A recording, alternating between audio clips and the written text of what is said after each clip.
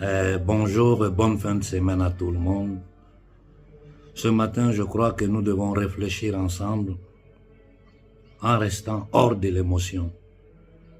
Nous devons réfléchir ensemble pour voir quelles peuvent être les conséquences pour notre peuple en nous approchant de certaines institutions bancaires, financières comme le Fonds monétaire international, la Banque mondiale. Je ne vais pas venir ici ce matin pour m'attaquer au général Tiani. Je ne le fais pas pour la simple raison que je sais ce qui se passe derrière le rideau. Je sais comment nos dirigeants sont menacés.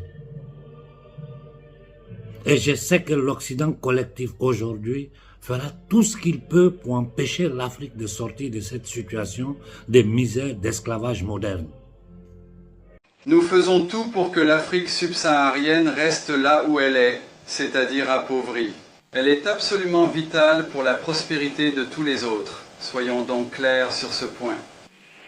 Et cela signifie toutes les structures économiques, toutes les institutions mondiales et l'économie que nous enseignons à tout le monde sont conçues pour maintenir l'Afrique exactement là où elle est. Qu'il s'agisse de l'Europe, des États-Unis ou maintenant de la Chine, c'est toujours la même chose.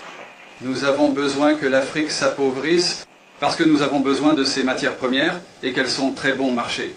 D'accord? Donc c'est le message. Ici il dit, si l'Afrique s'éveille et commence à faire quelque chose de différent, je vous assure que le niveau de vie de tous les habitants d'Europe, d'Amérique du Nord et d'Asie va baisser. Et en Asie va baisser. Et c'est un prix élevé à payer. Je vous assure que l'Occident n'acceptera pas cela sans se battre. Voilà donc ce dont il s'agit fondamentalement. Nous savons tous, et ce n'est pas moi qui le dis, c'est une réalité que tout le monde sait, et que les entités démoniaques qui gouvernent l'Europe ne peuvent jamais laisser l'Afrique sortir de cette torpeur, de cet esclavage moderne, séculaire d'ailleurs. Ils ne peuvent pas le faire parce que toute leur existence dépend du pillage de l'Afrique, de la soumission du peuple africain. Sans l'Afrique, ils ne sont rien. Ils le savent, ils ne le cachent pas.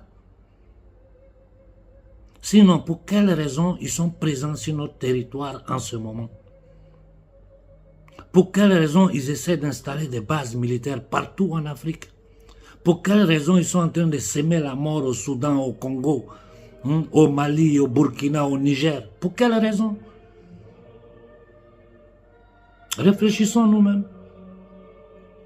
Si ce n'est pas pour prendre contrôle de nos matières premières, si ce n'est pas pour nous piller, pour quelles raisons ils nous imposent le franc CFA? Un franc dont personne ne veut parler. Réfléchissons ensemble. L'esclave qui n'est pas capable d'assumer sa révolte ne mérite pas que l'on s'apitoie sur son sort.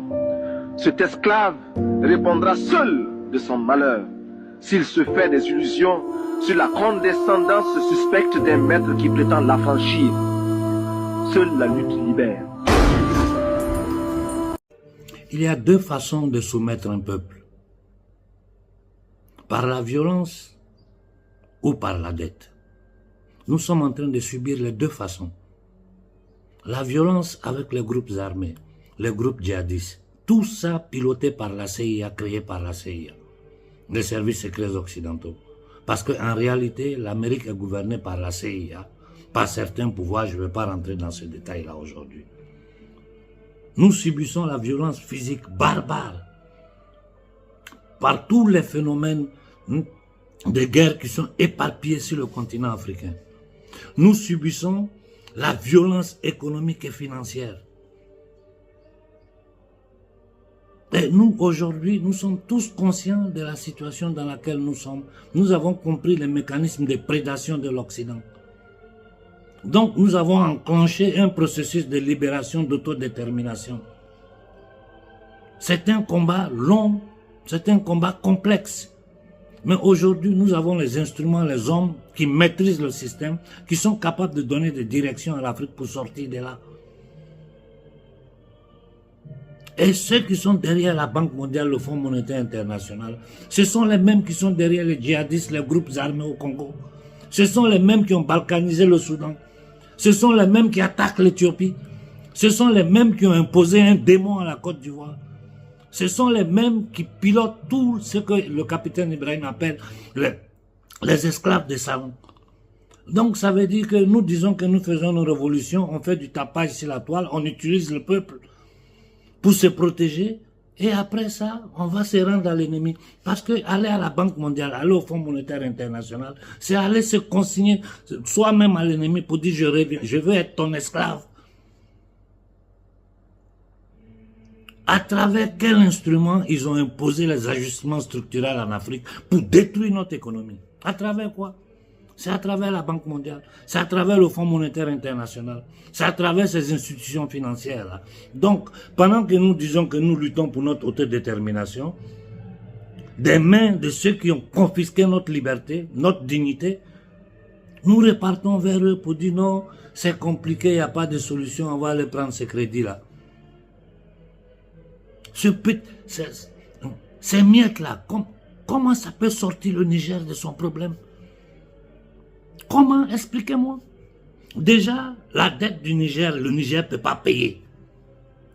Je ne dis même pas la dette, les intérêts sur la dette. Ces miettes qui vont donner là, on ne pourra pas rembourser.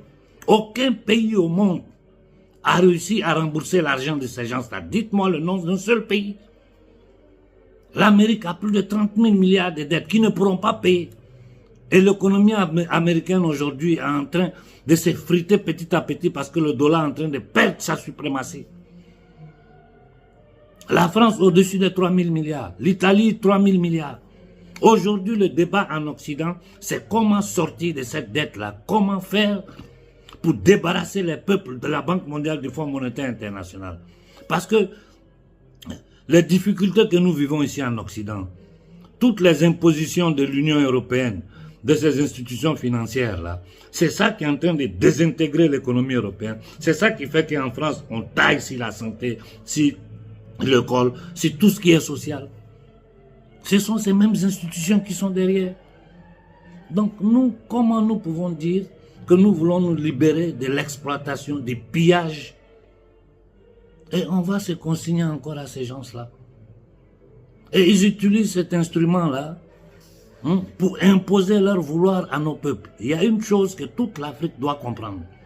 Aujourd'hui, le Fonds monétaire international, la Banque mondiale, l'Organisation mondiale de la santé, les Nations unies sont les pilotes automatiques du programme du World Economic Forum. Et la Banque mondiale, le Fonds monétaire international, propriété, contrôlée par les marchands de la monnaie, de la dette et de la mort, pour n'importe quel accord qu'ils doivent signer avec n'importe quel pays au monde, ils imposent le paradigme du World Economic Forum, c'est-à-dire ces dépravés mentaux qui veulent installer sur l'humanité un paradigme transhumain, anti-humain. Et les points saillants sont, il faut inoculer ton peuple. Donc ne soyez pas surpris si demain, au Niger, vous attendez qu'ils sont en train de dire pour le palu, pour ceci, pour cela, pour essayer de stériliser, tuer les Nigériens. Il faut imposer l'inoculation par force. C'est pas moi qui dis, les documents sont là, tout le monde sait. 2, il faut imposer le LGBTQ, toutes ces dépravations-là. 3, il faut suivre les instructions de ces banques-là. Et les instructions de ces banques-là, ça veut dire quoi? Ça veut dire on te donne ça à telle condition. Tu dois faire ça sur le plan économique. Tu dois tailler ici. Tu dois faire ceci. Mais comment nous allons nous en sortir? Il y a des pays au monde qui résistent. La Corée du Nord, depuis combien de temps elle résiste? L'Iran, depuis combien de temps l'Iran résiste? Cuba résiste. Le Venezuela résiste. Aujourd'hui, il y a des structures qui sont en train de se créer, qui sont en train de se mettre sur place à travers les BRICS, desquels nous pouvons nous approcher. Beaucoup d'hommes critiquent la Chine, mais les Chinois ne s'ingèrent pas dans la politique intérieure africaine. Les Chinois sont en Afrique pour faire leur business, Comme nous, Africains, nous sommes, nous, panafricains, nous ne nous ingérons pas dans les problèmes de la Chine. Si le peuple chinois est content et heureux d'avoir un tel système, ça c'est un problème du peuple chinois. C'est un peuple libre, indépendant, qui décide s'ils doivent combattre les dirigeants pour la forme, la structure politique qu'il y a, ou si ça leur va bien. Ça, c'est pas nous, c'est pas notre problème à nous les Africains. Comme nous, Africains, nous combattons pour notre liberté, ce n'est pas le problème des Chinois. Les Chinois ne s'ingèrent pas dans nos affaires internes. Tu vois la réunion de la CEDEAO, il y a plus d'Occidentaux dans la salle que d'Africains. Et tu te rends compte qu'ils sont en train de prendre des ordres, exécuter des ordres. Il faut mettre tous les points sur les i pour voir le lien qu'il y a entre toutes ces actions-là. Terrorisme, guerre armée, la dette pour étouffer les peuples, pour nous empêcher d'avoir l'eau, le courant, l'électricité. Vous pensez que pourquoi nous n'avons pas tout ce qui nous manque en Afrique? C'est à cause de la dette. C'est à cause de la dette. Regardez comment la Côte d'Ivoire est endettée aujourd'hui. Tout enfant ivoirien qui naît, combien il doit à ses usuriers internationaux? Tout enfant français qui naît, combien il doit à ses usuriers internationaux?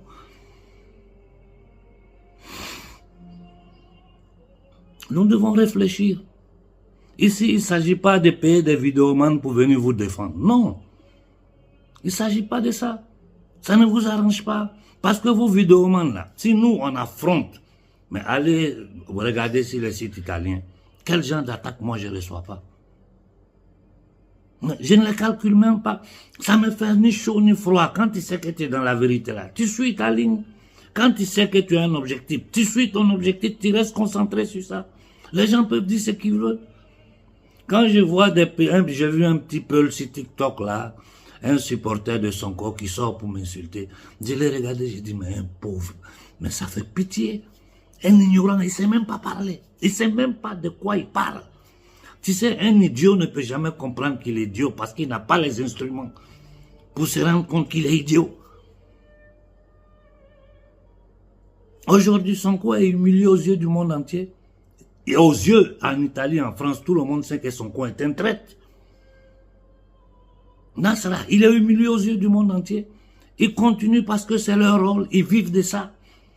C'est des psychopathes, des narcissiques.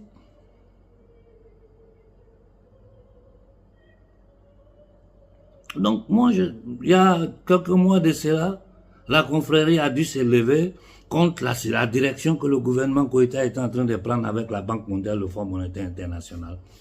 Eux-mêmes, ils sont revenus sur la décision en disant que les conditions imposées par ces institutions-là n'arrangent pas le Mali. Nous avons applaudi le marche arrière qu'ils ont fait. Parce que vous pensez que ce qu'ils donnent au Niger, là, les conditions seront meilleures que celles du Mali? Ou bien c'est dans un autre paradigme, ils sont devenus gentils, ils vont donner ça au Niger? Soyons sérieux.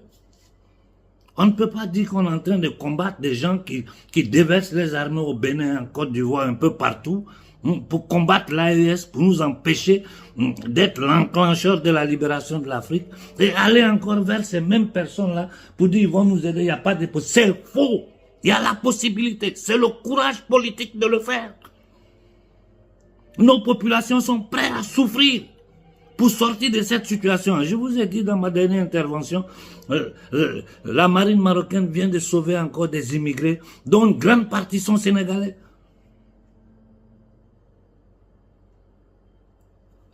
Ne jouez pas avec l'avenir des peuples. Vous savez très bien qu'il n'y a qu'une possibilité de collaborer avec l'Occident collectif. Ce n'est pas possible. Et toutes ces dettes-là, comment nous allons la payer? On n'a même pas de monnaie. Pour payer la dette du Fonds monétaire international, il faut aller acheter du dollar. Le dollar duquel tout le monde est en train de fuir, et nous on continue à se mettre la corde au cou. Toutes les lois votées par le Sénat américain contre l'Afrique, tout ce que l'élite française est en train de dire, en train de faire contre nous, c'est sous nos yeux. Et je répète encore, la France n'est qu'un instrument aujourd'hui aux mains des marchands du temple. Ce sont eux qui gouvernent la France. Macron est l'émanation du système Rothschild. Et avec ces dettes-là, ils vous font chanter. Je vais vous donner par exemple, en 1926, Mussolini en Italie, il a effacé la dette italienne. Mussolini a effacé la dette italienne en 1926 pour permettre à son pays de respirer et d'enclencher un nouveau départ. En 1953, avec les accords de Londres, parce que ces démons-là, ils sont situés là, à Londres, ils ont diminué les 2/3 de la dette allemande liée aux réparations des guerres, entre autres. Ils ont diminué les 2/3 de la dette allemande. C'est ce qui a permis à l'Allemagne d'enclencher son nouveau,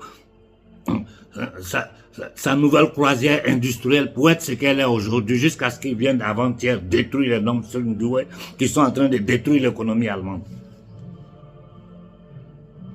En 1991, la Pologne, ils ont diminué la dette polonaise parce qu'ils avaient besoin d'utiliser la Pologne dans leur plan de redessinement du monde. En Égypte, la première guerre du Golfe, ils ont diminué de moitié la dette égyptienne pour permettre, parce qu'ils avaient besoin de l'accord de l'Égypte dans cette première guerre du Golfe. Donc ce sont des dettes qui mettent sur toi pour t'imposer pour t'imposer leur vouloir LGBT, tu dois faire ceci, tu dois faire cela, et tu es obligé de le faire.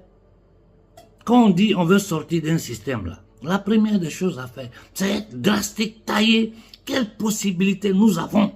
J'ai dit, les grands États, les États industrialisés au monde n'arrivent pas à payer cette dette-là. C'est ça qui fait que leur population commence à souffrir. Le débat sur le chéquier international aujourd'hui, c'est la dette.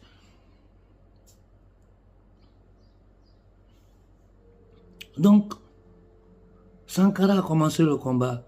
Sankara a dit, si je dis que je ne paye pas moi seul, à la prochaine réunion, je ne serai pas là. Mais si ensemble on dit qu'on ne paye pas là, ils ne peuvent rien contre nous. Ils ne vont pas mourir. D'abord, c'est une dette illégitime, illégale. C'est du faux argent. Quelqu'un des privés, un petit groupe de casards, d'assassins, des marchands du temple, battent la monnaie de rien qui n'a aucune valeur. Ils viennent, ils vous endettent. Et ils vous imposent leur vouloir. Et nous, on est en train de parler d'autodétermination, de libération. Comment nous allons faire pour sortir de là?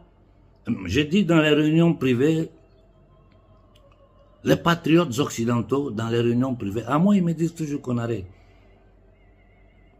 L'annulation des dettes, là, c'est quelque chose qui peut partir de l'Afrique.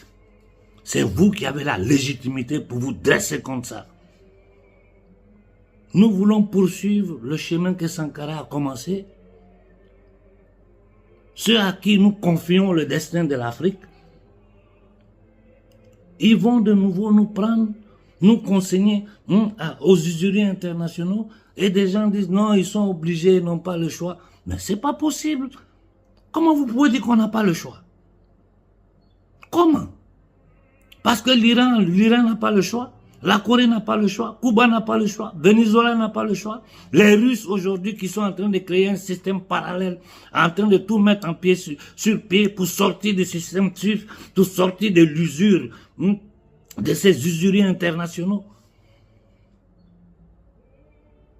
En tout cas, je m'arrête là. Je ne vais pas m'attaquer à Tiani. Moi, j'observe. Sur le Mali, la confrérie s'est levée. On a obtenu des résultats. On continue d'observer le gouvernement Koïta dans toutes ses actions. Il y a plein de choses sur lesquelles mais je ne dis rien pour le moment. Sur le Niger, je dépose ça ici. C'est le peuple du Niger qui doit réfléchir. Si vous êtes d'accord avec Tiani de vous mettre la corde au cou de nouveau, déjà vous ne pouvez pas payer ce que vous avez comme dette sur vous. Le pays est dans la pauvreté totale.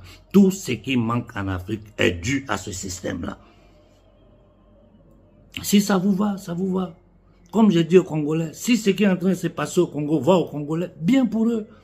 Si les Ivoiriens sont contents de Ouattara, on est tous contents. Si les Sénégalais sont contents de Sonko et de Songolem, bien pour le Sénégal.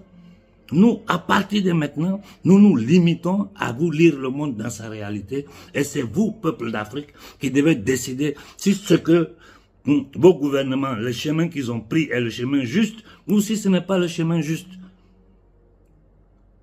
La vérité, là, on ne peut pas la cacher. On dit quelqu'un, tu peux laisser ton caractère quelque part pour aller te donner une autre image. Mais après 3 jours, si tu ne reviens pas, ton caractère va venir te trouver. Ils nous attaquent militairement. Ils veulent nous inoculer. Ils nous empoisonnent. Ils déversent les déchets radioactifs sur notre territoire. Mais ils ont pillé toutes nos richesses. Ils détruisent notre écosystème. Et ce même système-là, ceux qui sont derrière la Banque mondiale, le Fonds monétaire international, ce sont les mêmes qui sont en train de faire ça sur notre territoire. Ce sont les mêmes, les descendants de ces mêmes-là qui nous ont mis en esclavage, les descendants de ces mêmes, de cette élite-là qui nous ont mis dans la colonisation, les travaux forcés. Depuis la fin de la Seconde Guerre mondiale, ils tiennent l'Afrique comme ça. Et quand un peuple, une jeunesse africaine émancipée, consciente, s'élève pour dire ça suffit, les dirigeants, c'est qui nous comptons, au moment où on dit, ah, ça commence à aller, il y a quelque chose d'autre qui sort en bas. Je veux seulement que tout le Niger, toute l'Afrique comprenne que ces dettes-là doivent être annulées. Et nous devons initier une campagne intensive sur ça. On ne doit pas payer ces dettes. Il faut terminer le travail que Sankara a commencé. Voilà pourquoi j'ai interpellé le digne fils Ibrahim. Qu'est-ce que nous attendons pour sortir du franc CFA? Arrêtez de vous moquer des Africains. Trop, c'est trop. Ayez un peu pitié de votre peuple. À peine on arrive au pouvoir, on perd la tête. Il y a des gens, non, il ne faut pas les insulter. Mais on est gentil quand on les insulte. Ceux qui font ça, on doit les pendre. Ceux qui font, qui posent ces actions-là, c'est-à-dire aller consigner l'Afrique encore à ces jurys internationaux, et refuser de sortir du système criminel qui nous est imposé, c'est des gens qu'on doit pendre. Si on les insulte seulement, on est gentil. Regardez des gens comme Tshisekedi, des gens comme Touadéra. Regardez-les, leur comportement. Vous avez vu que je ne parle plus de Touadéra. Quand ça a commencé en Centrafrique, on était en première ligne. Quand j'ai vu certaines choses, je dis, bon, laisse tomber, qu'il se débrouille. Au Congo, qu'est-ce qu'on n'a pas fait? Aujourd'hui, j'ai fait 2 pas en arrière. J'observe le Congolais. Au Mali, nous sommes sortis. Heureusement, la société civile malienne a bougé. Le gouvernement lui-même a fait 2 pas en arrière. Les conditions que nous ont posées ne sont pas acceptables. Donc, on ne veut pas cet argent. C'est les mêmes conditions qui seront imposées au Niger. LGBT, inoculation, ceci et cela. Bon, voilà. Plus que ce que nous faisons, nous ne pouvons pas faire. Donc, à vous, du Niger, de décider. Nous avons soutenu Tiani. J'ai été le premier à sortir après le coup d'État, à galvaniser la jeunesse, à dire allez les soutenir. Dans quoi nous sommes? Vous ne pouvez pas mentir. Vous ne pouvez pas mentir parce que tout le monde sait la vérité. Nous savons que vous êtes menacés. Nous savons tout ce que vous subissez. Mais ayez le courage quand un peuple est prêt à souffrir. Quand un peuple est prêt à souffrir pour sortir de sa situation-là. Vous qui êtes à la tête du pays, serrez la ceinture, prenez les décisions claires, drastiques, difficiles, qui peuvent vous coûter la vie. Mais aujourd'hui, ils savent qu'ils ne peuvent pas vous tuer comme ça. Ils tournent autour de l'AES. Ils savent très bien qu'ils ne peuvent pas attaquer l'AES. Sinon, toutes leurs ambassades seront fermées. Je vais m'arrêter là parce que, bon, moi je suis dépassé, non, sincèrement je suis dépassé. J'ai vu les commentaires de certains panélistes sur For You Media hier nuit. Bon, toi-même tu vois qu'ils ont évité d'attaquer directement Tiani. Ils ne voulaient pas le faire. Mais quand tu écoutes entre les lignes ce qu'ils ont dit, ils étaient tranquillement en train de dire, mais c'est pas possible. On ne peut pas les rembourser. Ces dettes-là sont structurées de telle sorte qu'on ne peut pas les rembourser. On ne fait que refinancer la dette et payer les intérêts sur les financements. Mais comment nous allons nous développer? Comment? Et en Afrique, aucun leader, aucun intellectuel ne se penche sur ce problème de la dette africaine. Mais de quoi nous parlons exactement? Quand nous savons que c'est l'instrument principal qui tient tout le monde entier. Et dans notre cas spécifique, dans la misère. Voilà pourquoi on n'a pas eau, on n'a pas courant, on n'a rien. Et on continue d'aller là-bas en disant qu'on n'a pas d'autre alternative. Mais s'il n'y avait pas d'autre alternative, pourquoi vous avez fait coup d'État? Pourquoi?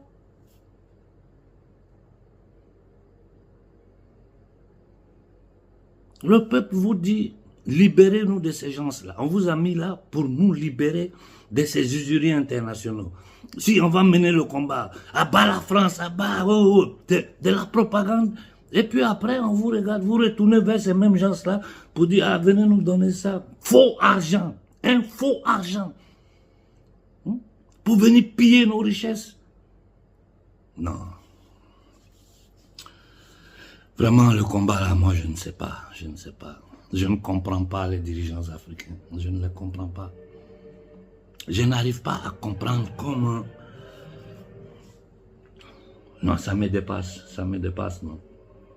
Ça me dépasse. Et aujourd'hui, c'est les vidéomans, ils payent, qui sont sur la toile en train d'insulter les gens. Ça ne peut pas vous sauver. Parce que la vérité, là, c'est sous les yeux. Les gens vivent ça sur leur peau. Les gens vivent ça sur leur peau. Vous avez la chance que Sankara n'a pas eu, que Olympio n'a pas eu, que Lumumba n'a pas eu, que Modibo Keïta n'a pas eu, que Sékou Touré n'a pas eu. Une jeunesse de centaines de millions conscients, prêts à vous soutenir. Et l'Occident collectif qui est exposé aujourd'hui, tous les crimes dans le monde sont exposés.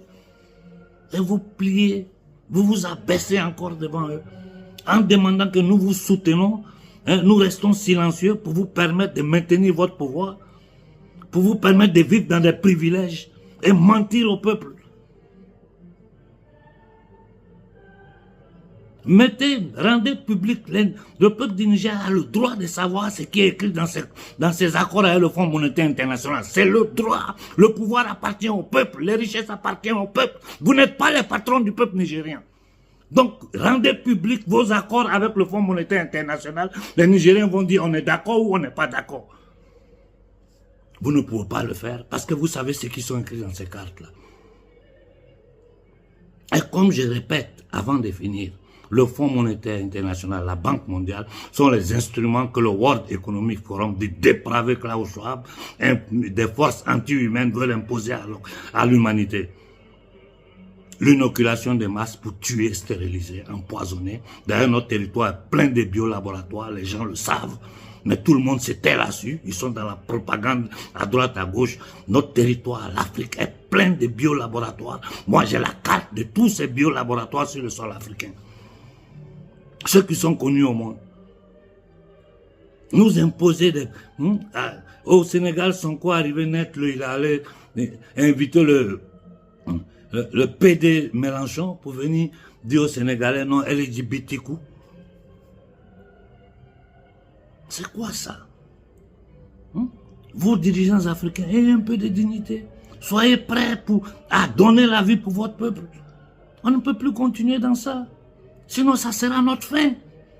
Aujourd'hui, là, nous sommes encore plus en danger que jamais dans notre vie. Jamais dans l'existence de l'Afrique. Parce que le monde est en train de bouger, un monde multipolaire en train de se créer. Vers où nous allons partir? Vers la Russie, vers des États qui nous ont jamais créé des problèmes, qui n'ont pas participé à la balkanisation, à la destruction de l'Afrique, qui nous ont tout. Même la Chine, les gens ne le savent pas. Mais pendant les années, à la fin de la Seconde Guerre mondiale, tous les mouvements, je répète, tous les mouvements d'autodétermination africaine ont été aidés par la Chine. C'est des choses que l'histoire ne dit pas aujourd'hui parce que c'est des choses dont on ne veut pas parler. Mon général, je ne suis pas là ce matin pour t'insulter ou dire quoi que ce soit. J'ai dit il faut sortir de cette histoire. Sinon tu vas avoir honte. Tu vas avoir honte.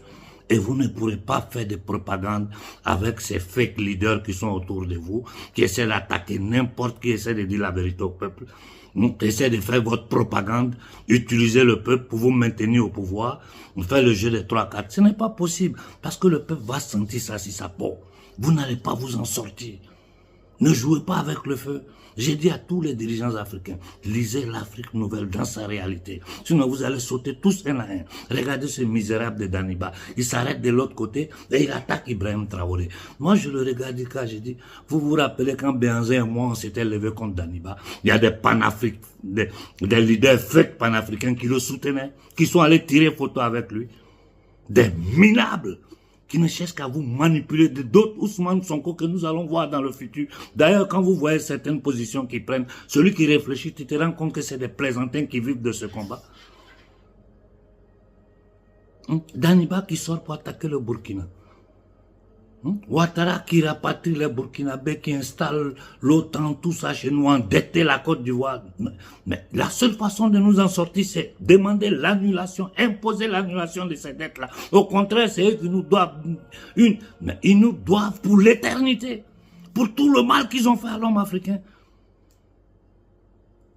Mon général, je te dis tranquillement, rectifie le tir, sinon tu vas avoir honte. Tu vas avoir honte. Et ça va suivre ta descendance, ta famille. Ton nom finira comme celui de Blaise Compaoré. Vous allez, tous ceux qui vont tenter de jouer avec le destin de l'Afrique, vous allez finir comme Blaise Compaoré. Et l'Occident collectif ne contrôlera plus l'homme noir. C'est fini ça. C'est terminé ça là. Quiconque n'a pas compris ça, ça veut dire qu'il n'est pas en train de lire le monde dans sa réalité. Donc mon général, je t'en supplie, fais une profonde réflexion. Parce que la route que tu as prise là, ça sera ta fin. La route que tu as prise là, ça va aggraver la situation du Niger. Le FMI n'a jamais aidé un peuple, un pays. Le FMI n'a jamais envoyé développement quelque part. Le FMI a un rôle, c'est maintenir les peuples sous perfusion économique pour pouvoir les contrôler. Je m'arrête là ce matin. Bonne journée à tout le monde.